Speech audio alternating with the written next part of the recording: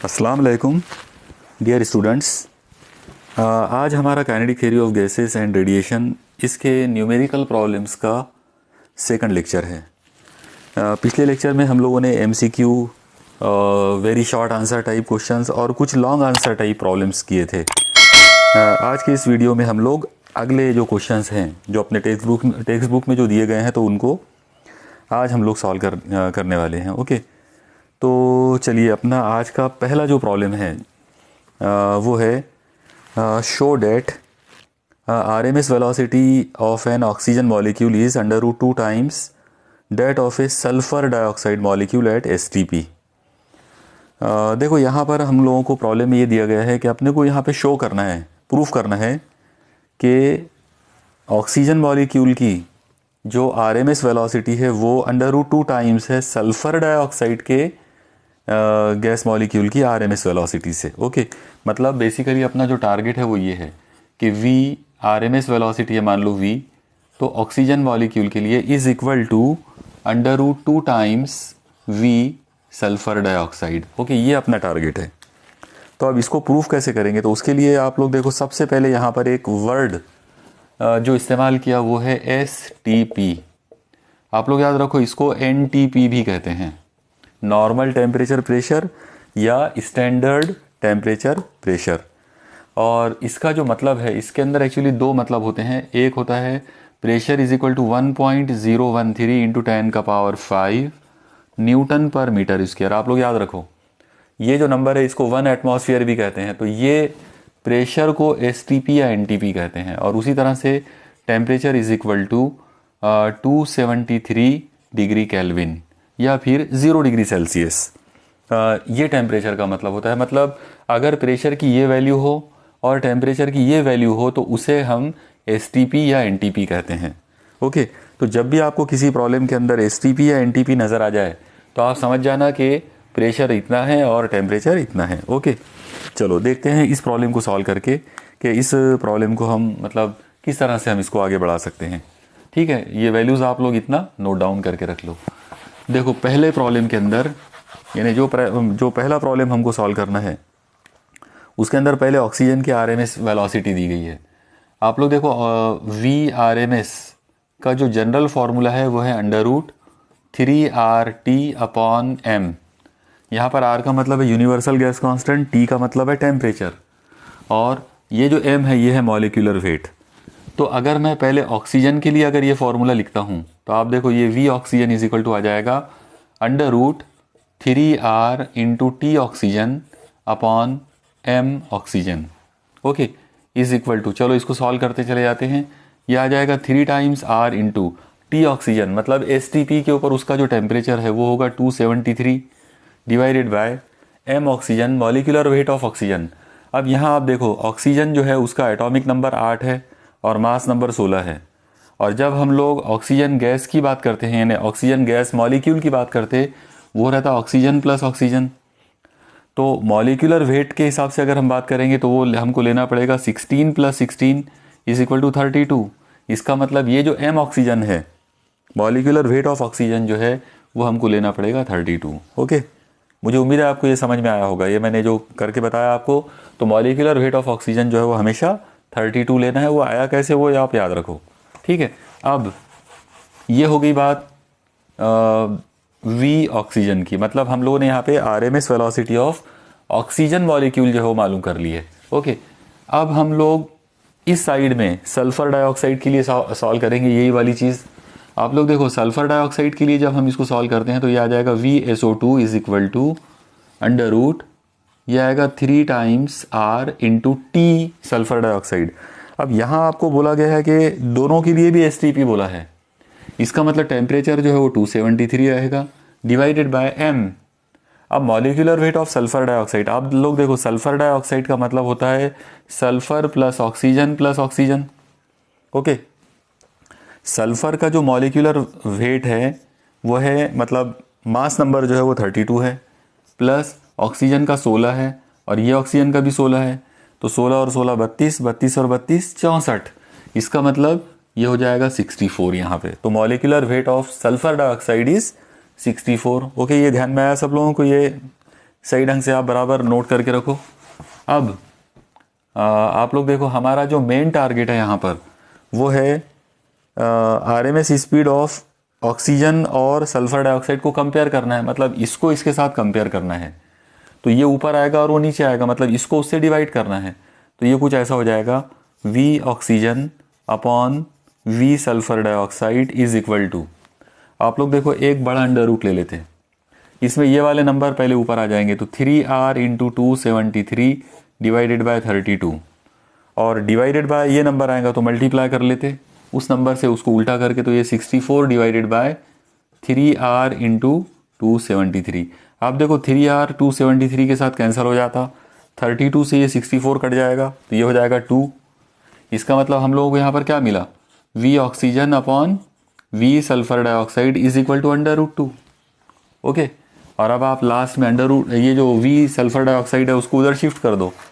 जैसे आप इसको उधर शिफ्ट करेंगे ये हो जाएगा V oxygen is equal to √2 times V sulphur dioxide. यही चीज़ हमको प्रूफ करना था।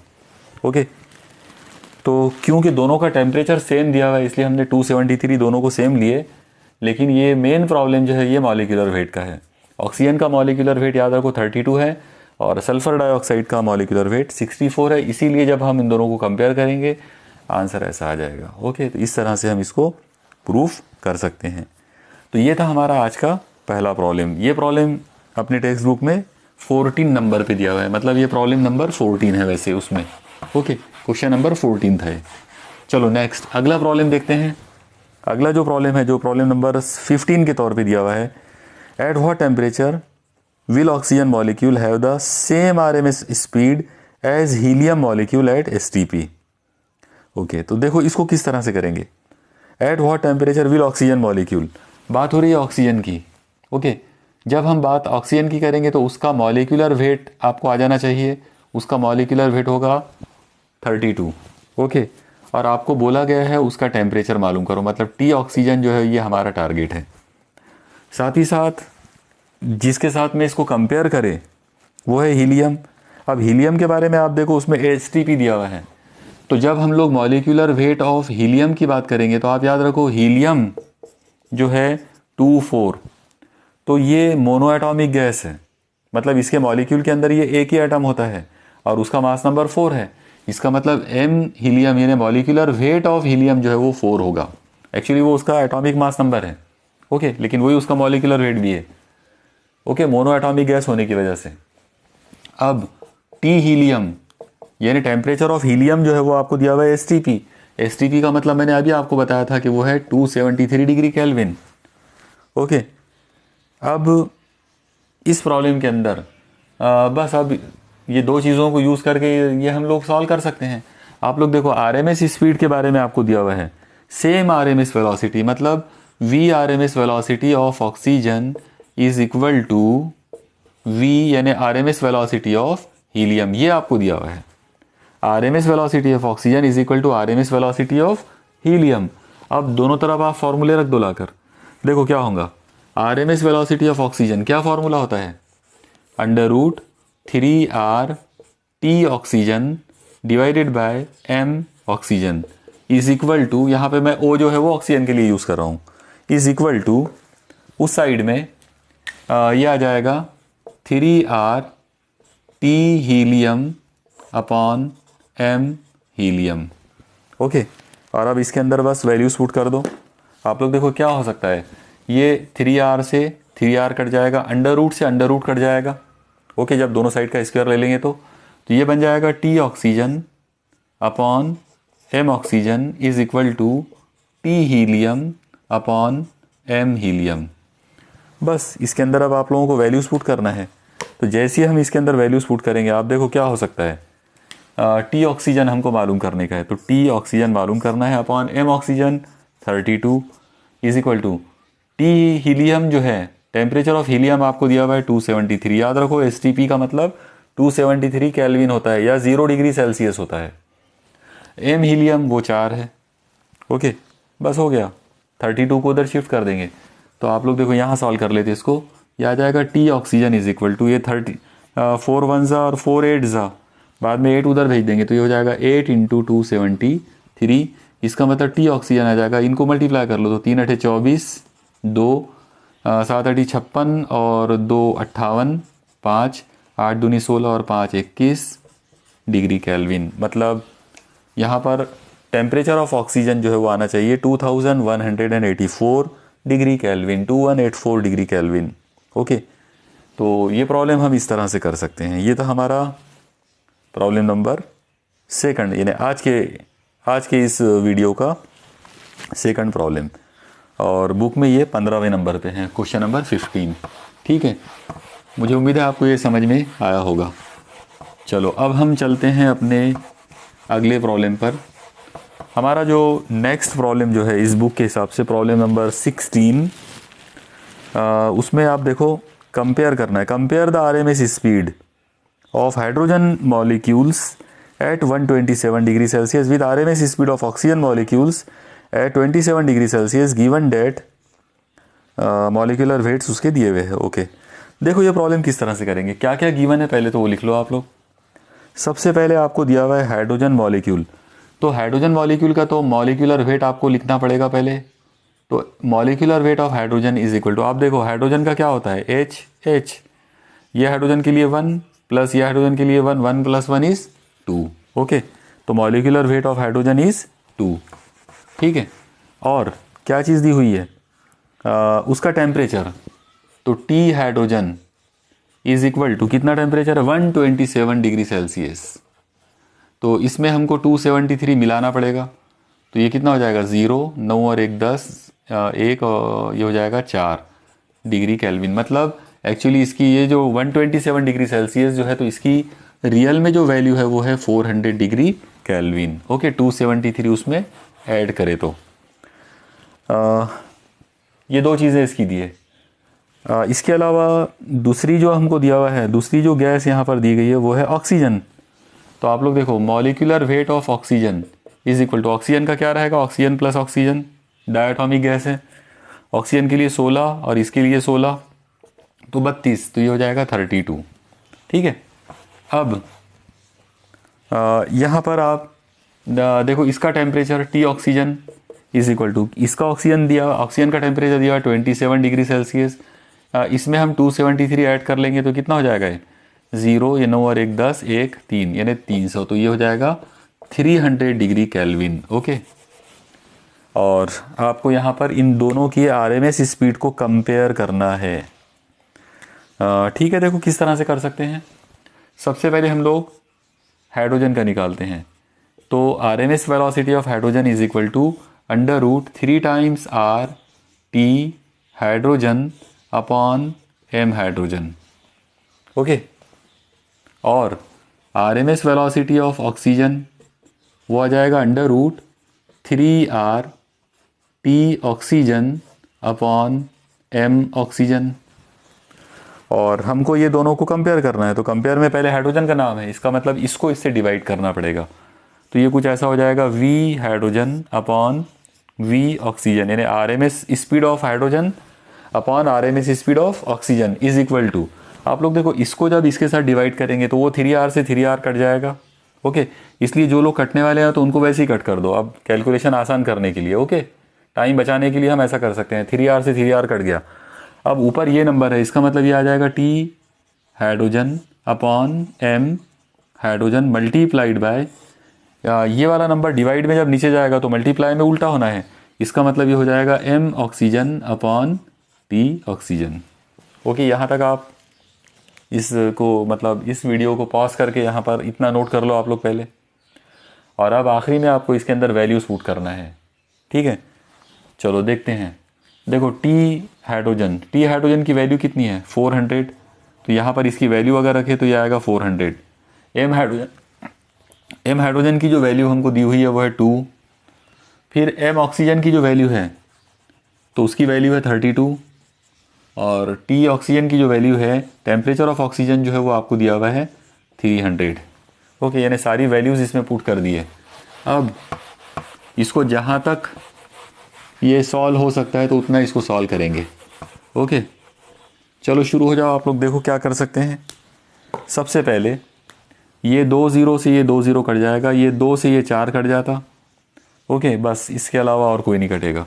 तो ये आ जाएगा is equal to under root, ऊपर वालों को मल्टीप्लाई करें अगर तो ये हो जाएगा 32 इंटू 2 मतलब 64 डिवाइडेड बाय 3।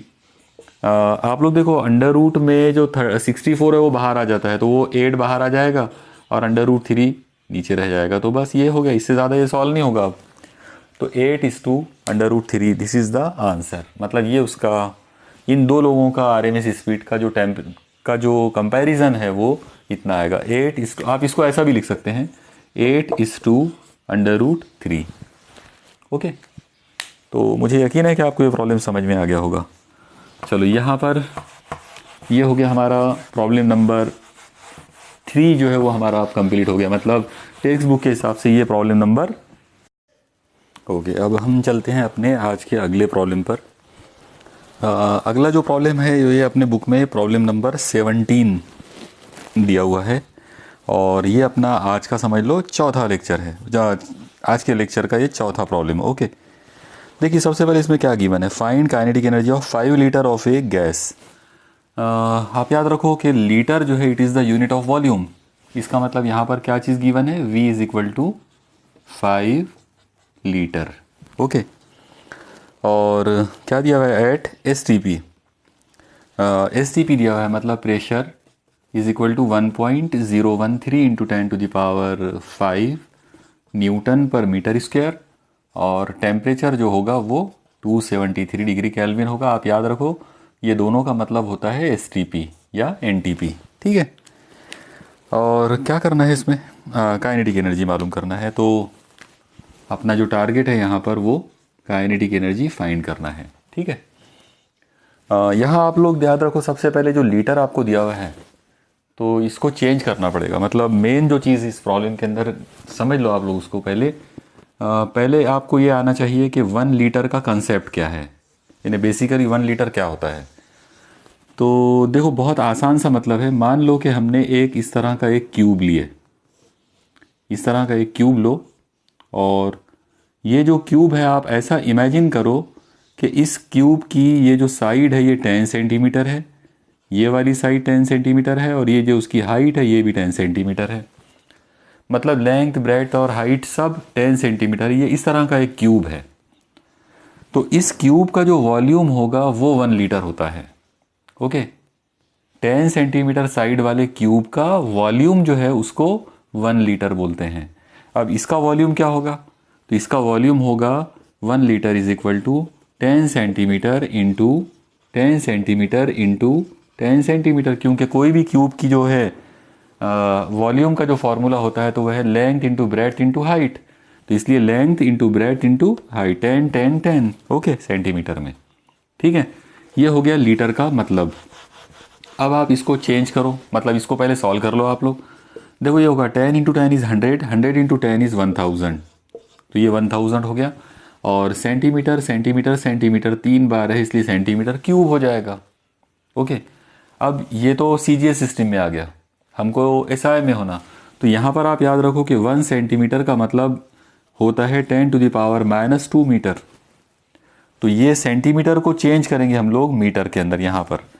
तो इस तरीके से ये ऐसा होना चाहिए 1000 इंटू, अब सेंटीमीटर का क्यूब है तो सेंटीमीटर का मतलब तो ये है, इसलिए इसको हम लोग यहाँ पे ले सकते हैं 10⁻2 मीटर और उसका क्यूब।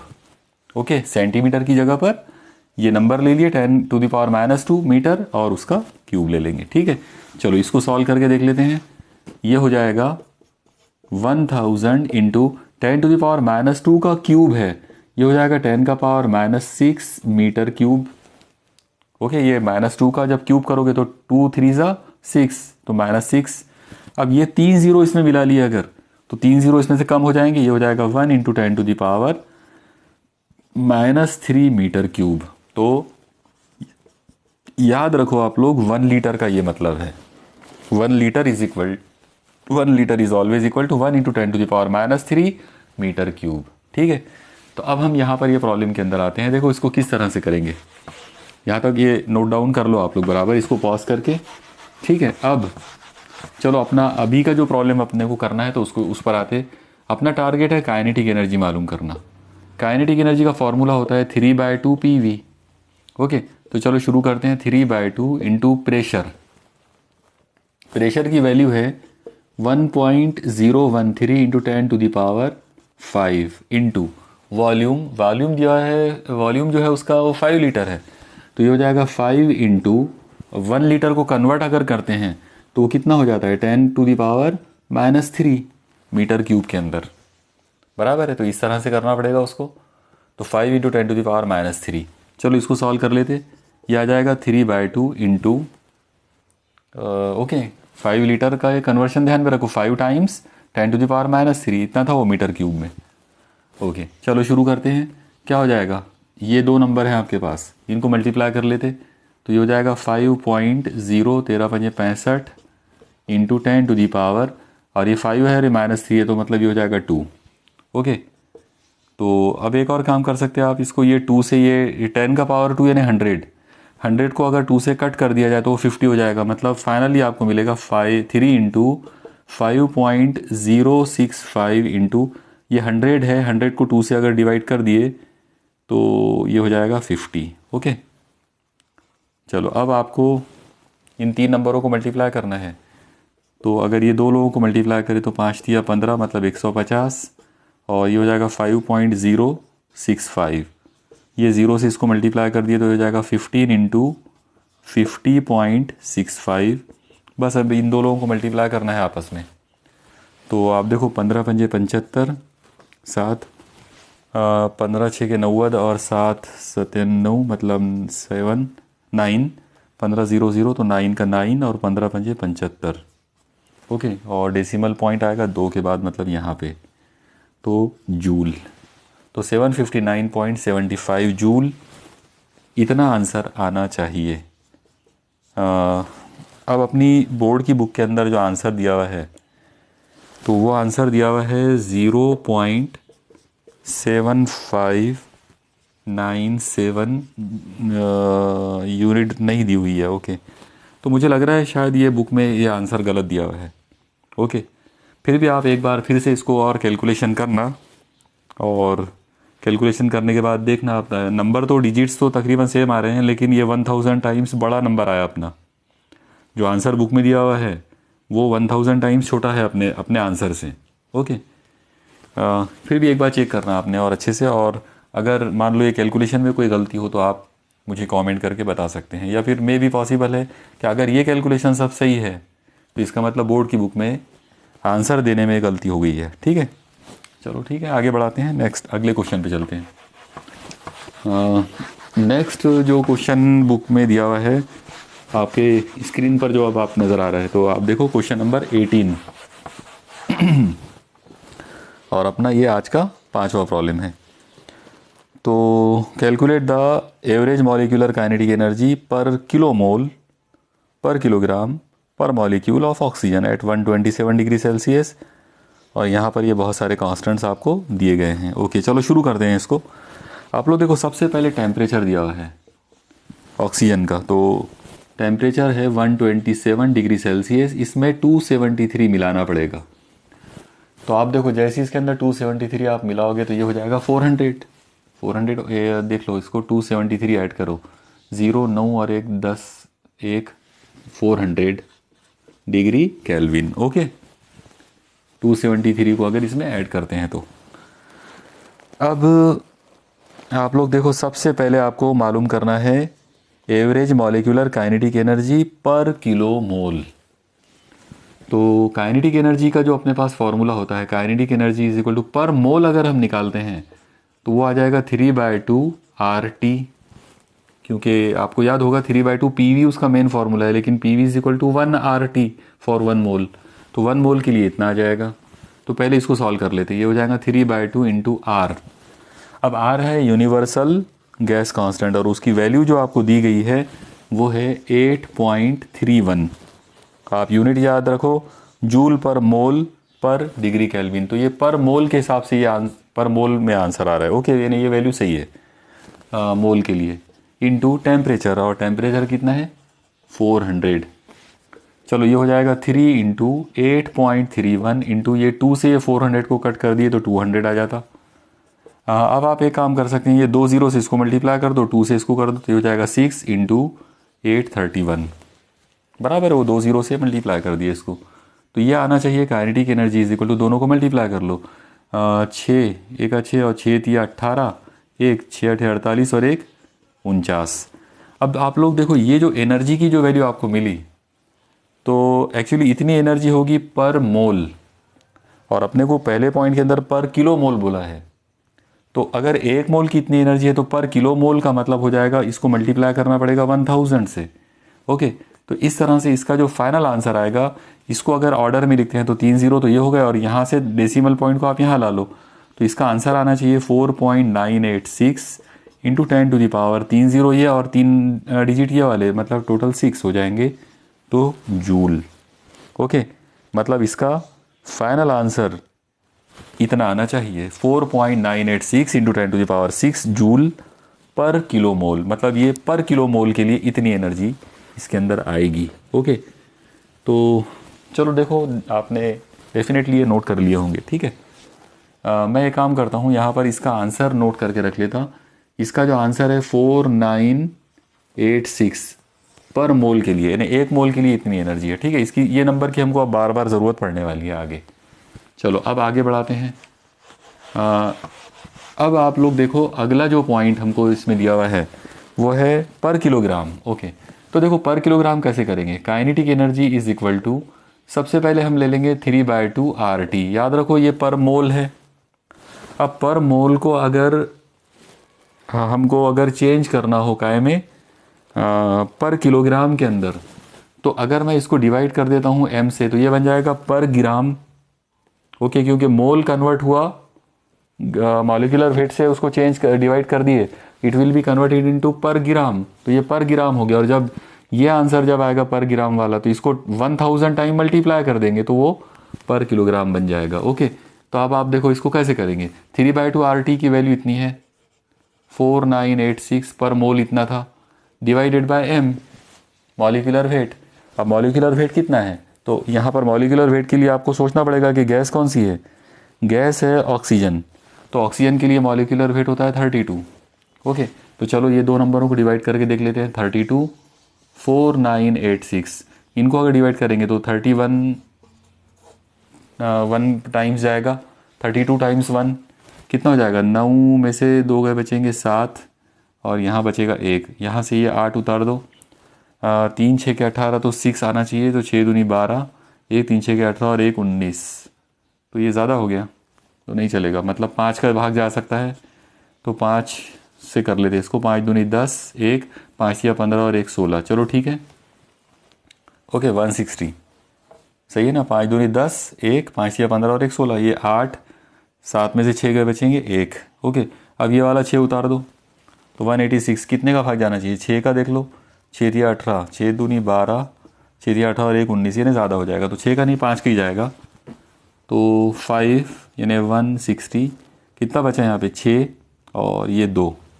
ओके, अब लगा दो पॉइंट, यहाँ लगा दो 0, और कितने जाना चाहिए अब इसके अंदर, तो 155 पॉइंट कितना भाग जाएगा, 5 6 8 का देख लेते हैं, 8 दूनी 16, 3 8 24 और 1 25, तो बिल्कुल सही है, 8 का भाग जाएगा।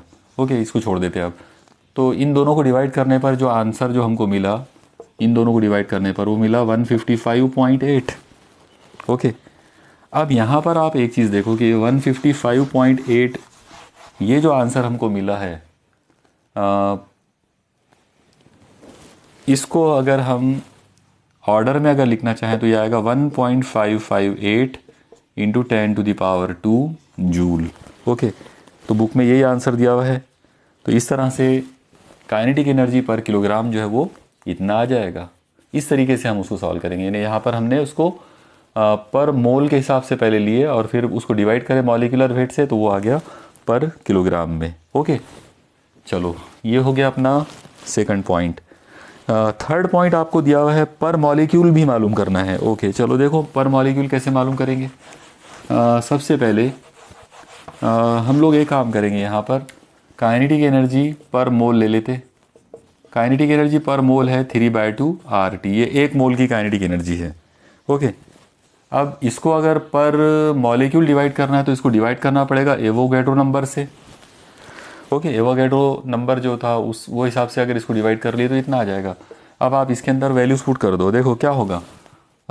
3/2 RT की वैल्यू इतनी है 4986 divided by Avogadro number. Avogadro number आपको दिया हुआ है प्रॉब्लम में, उसकी वैल्यू है 6.02 इंटू 10⁻23।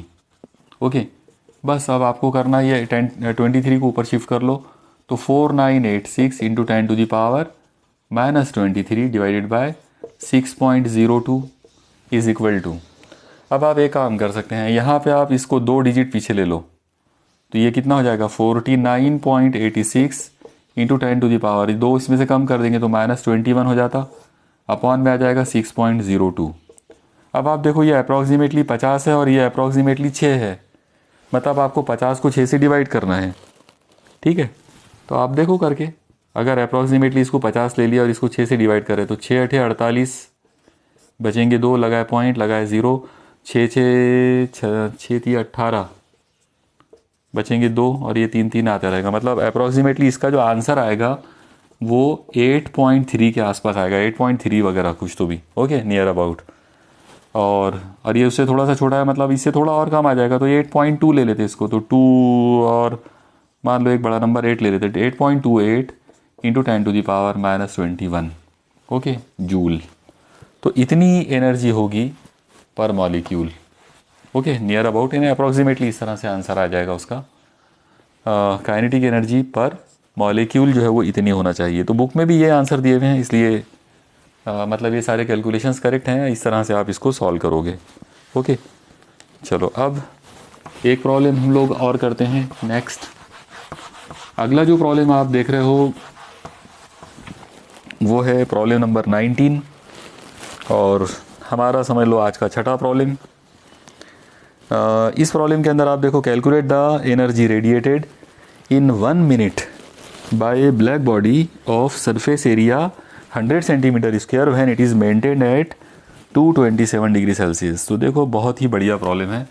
क्या क्या चीज़ें गिवन है पहले लिख लेते हैं। 1 मिनट दिया हुआ है, यानी time is equal to 1 minute is equal to 60 second, ऐसा यूनिट में सेकंड बनाना पड़ेगा उसको। फ्रॉम सरफेस एरिया, तो अब एरिया दिया हुआ है, surface area is equal to 100 centimetre square, इसको चेंज करना पड़ेगा तो 100 इंटू सेंटीमीटर को मीटर बनाएंगे तो 10⁻⁻2 आएगा, और सेंटीमीटर स्क्वायर को चेंज करोगे तो 10⁻⁻4 आ जाएगा, तो -4 स्क्वायर मीटर स्क्वायर। इसका मतलब एरिया इज इक्वल टू, ये 2 0 इसमें मिला लेंगे तो ये आएगा 1 इंटू 10⁻⁻2 मीटर स्क्वायर। ओके, ये एरिया वगैरह कन्वर्शन वगैरह सब ध्यान रखो, क्योंकि इसके बगैर प्रॉब्लम सॉल्व नहीं होना है। ओके, इसके आगे क्या बोले, when it is maintained at 227, मतलब टेम्परेचर भी दिया हुआ है, temperature is equal to 227 degree Celsius, इसमें 273 ऐड कर लो तो ये कितना हो जाएगा 10, 9 और 1 10, 1 5, मतलब इसकी वैल्यू आ गई 500 डिग्री केल्विन। ओके, 273 उसमें ऐड करें तो। चलो क्या मालूम करना है, कैलकुलेट द एनर्जी रेडिएटेड, यानी इसके अंदर जो मेन जो अमाउंट मालूम करना है अपने को, तो वो एनर्जी रेडिएटेड मालूम करना है। आप लोग देखो, ब्लैक बॉडी है, टेम्परेचर दिया हुआ है, इसका मतलब हमको स्टेफन बोल्ट्जमैन लॉ यूज़ करना है। इट्स स्टेफन बोल्ट्जमैन लॉ के हिसाब से रेट जो होता है, तो rate is proportional to T⁴, टेम्परेचर का 4th पावर के साथ में वो डायरेक्टली प्रोपोर्शनल होगा। इसके बाद आप ये प्रोपोर्शनलिटी का साइन हटा लो तो ये आ जाएगा R is equal to a constant sigma into T⁴। यहाँ पे सिग्मा जो है वो स्टेफन कांस्टेंट है। ओके, अब हम एक काम करते हैं, पहले इसी की वैल्यू कैलकुलेट कर लेते हैं। ये कुछ ऐसा हो जाएगा, R is equal to sigma की वैल्यू है 5.67 इंटू 10⁻⁻8, ये नंबर ध्यान में रखना है, इंटू टेम्परेचर का पावर 4 है, टेम्परेचर कितना है 500, तो ये आ जाएगा 500 का पावर 4। ओके, इसको सॉल्व कर लेते, 5.67 इंटू 10⁻⁻8 इंटू 5 का पावर 4। आप लोग देखो 5 का पावर 4, तो 5 का पावर 2 होगा 25, तो 25 इंटू 25 मतलब 625 इंटू 10 का ये जो 2 0 है तो 2 0 यानी 100 यानी 10 स्क्वायर का पावर 4 करेंगे तो वो हो जाएगा 8। अब ये 10 का पावर -8 है और 10 का पावर +8 है, ये दोनों कैंसिल हो जाते। इसका मतलब बचा कौन, तो 5.67 इंटू 625। ओके, चलो अब हम एक काम करते हैं, पहले ये दो नंबरों को सॉल्व कर लेते, ये इनका एग्जैक्टली इनका जो आंसर है वो कितना आएगा। ओके, तो अगर हम इनको मतलब सॉल्व करते हैं,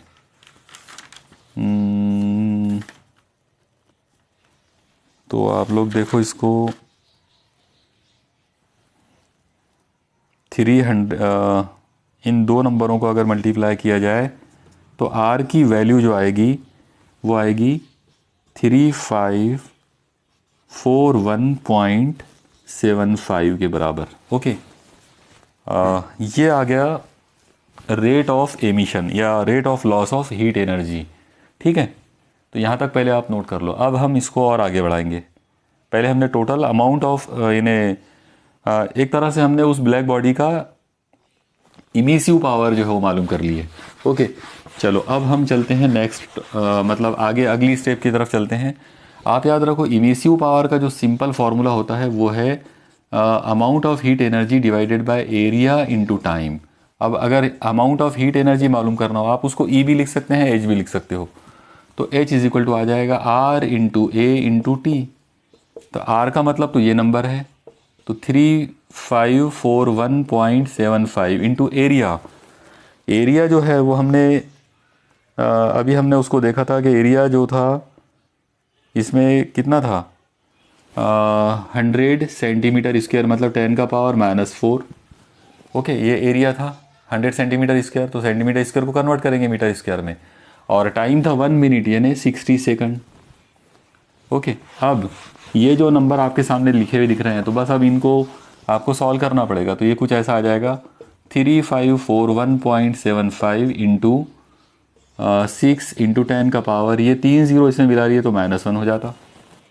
-1 से इसको मल्टीप्लाई कर देंगे तो 354.175 इंटू 6, ये 10 का पावर -1 की वजह से ये इधर आ गया, पीछे आ गया एक नंबर पीछे। ओके, बस अब ये दो नंबरों को मल्टीप्लाई कर लो तो देखो क्या होगा, 5 6 के 30, 3 6 7 42 और 3 45, 4 6 का 6 और 4 10, 1 6 चौक 24 और 1 25, 2 5 6 के 30 और 2 32, 3 3 6 के 18 और 3 21। और आपको पॉइंट जो लगाना पड़ेगा तो 3 के बाद लगाना पड़ेगा, मतलब यहाँ पे। तो इसका मतलब अप्रॉक्सीमेटली हमारा आंसर आ गया 2125। पॉइंट के बाद 00050 छोटे नंबर है, आप उनको छोड़ सकते हो। ओके, तो इतनी एनर्जी जो है वो उसमें से एमिट होगी। इस बुक में जो आंसर इसका दिया हुआ है 2126.25 यानी अप्रॉक्सीमेटली ये कैलकुलेशन बिल्कुल करेक्ट है। ओके, तो इतना आंसर उसका आना चाहिए। चलो अब ये काम करते हैं, यहाँ काफ़ी प्रॉब्लम्स अपने हो गए आज, तो यहाँ आप रुक जाते, बाकी प्रॉब्लम्स जो हैं वो हम अगले वीडियो में जो है वो कर सकते हैं। ठीक है, ओके, अल्लाह हाफिज़।